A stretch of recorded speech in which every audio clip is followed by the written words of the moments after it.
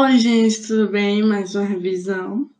Na aula de hoje nós vamos falar um pouco sobre o sistema Sol, Terra e Lua, movimentos da Terra e suas consequências. Me chamo Maria Eduarda e vamos lá. Bom, os objetivos dessa aula é identificar e caracterizar a Terra e os principais movimentos, compreender a alternância dos dias e das noites e estações do ano relacionado aos movimentos da Terra, caracterizar as fases da Lua e dos eclipses. Mas antes eu tenho uma curiosidade sobre a Terra. Ocorrem terremotos a cada 2 minutos no planeta. Mas como, professora, como isso é possível? Bom, esses terremotos, são tão de menor escala, de pouca escala, de pouco grau, que nós não percebemos. E por isso, eles ocorrem com tanta intensidade. Pois bem, as características da Terra. Como podemos visualizar e revisando, relembrando, a Terra é um planeta esférico, como todos os outros, né? Possui uma certa inclinação no eixo desse planeta, ou seja, ela não é totalmente reta, ela possui essa inclinação. Estima-se que a Terra surgiu há 4,6 bilhões de anos, devido à teoria do Big Bang. O planeta Terra ele é o terceiro planeta mais próximo do Sol, por isso que nós sofremos com as estações, com essa incidência dos raios solares com mais intensidade que os outros. E um dos 8 planetas que formam o sistema solar na galáxia conhecida como Via Láctea. 70% da superfície terrestre é formada por água, algo que é bem contraditório por ser chamada de planeta Terra, já que a maior parte é formada por água. Como eu falei, tem um formato esférico. Pois bem, vamos aos movimentos da Terra. Bom, a Terra possui vários movimentos, só que os principais são o que mais influenciam, né, nos estudos e são mais importantes, digamos assim. Um deles é a rotação, né, que é o movimento que o planeta realiza em torno de si mesmo. Imagina você bem dentro, em pé no seu quarto, você começa a rodar. Isso é um movimento em torno de mim mesmo, ou seja, do planeta Terra em torno de si mesmo. E esse movimento é responsável pela alternância dos dias e das noites. Bom, é um movimento que realiza esse torno no seu próprio eixo, né? Como se ela estivesse rodando em volta de si mesma.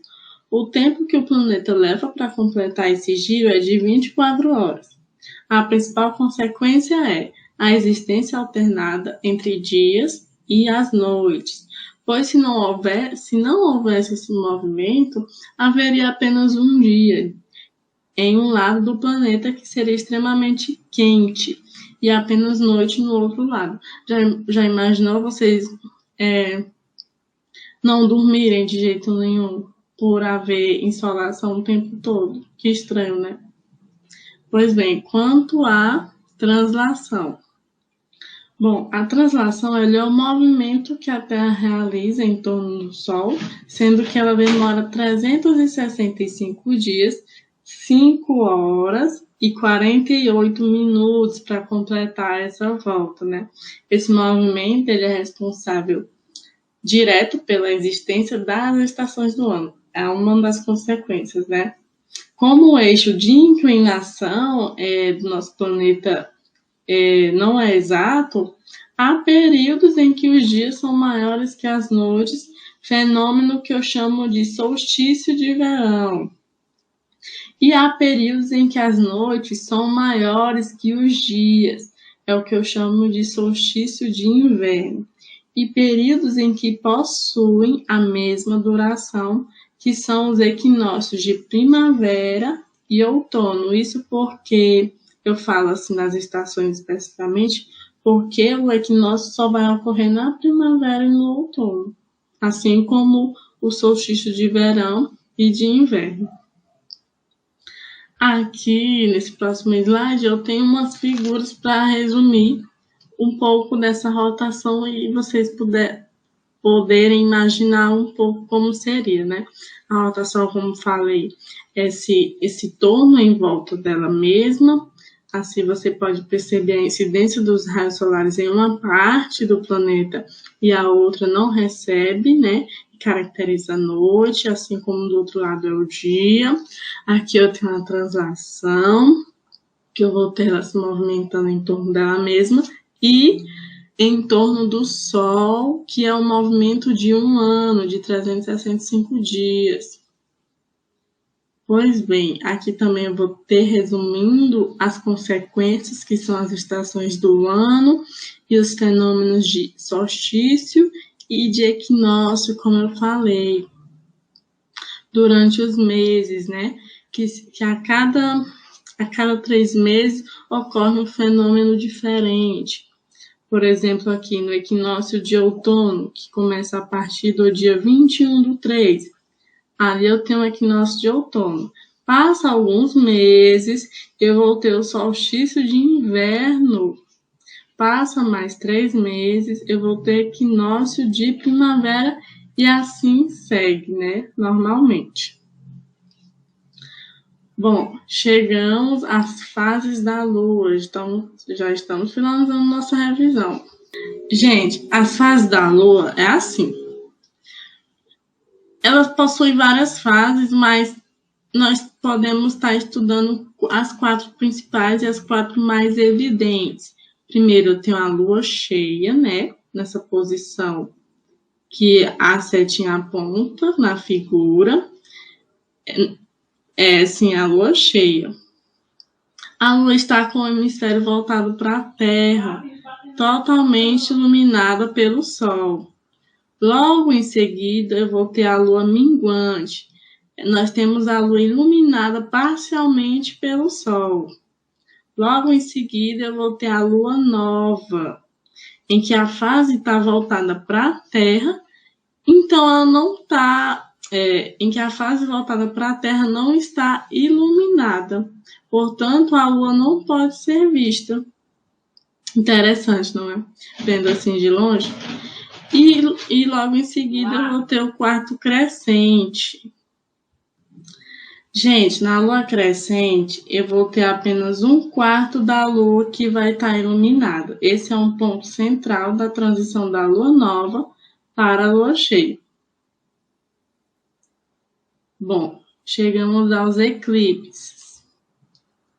Bom, os eclipses lunares, eles ocorrem na fase da Lua cheia, quando a Terra se encontra entre o Sol e entre a Lua. No caso do eclipse solar, que é um dos tipos, a Lua ela encontra-se entre o Sol e a Terra.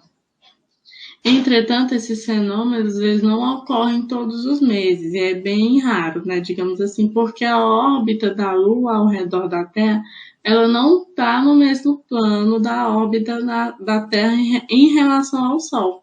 Por isso que isso difere bastante. Portanto, na época em que os três, Sol, Terra e Lua, alinham-se, é possível observar o eclipse lunar. Quando esse alinhamento ele é feito de forma diferente, Sol, Lua e Terra, nós observamos o eclipse do Sol.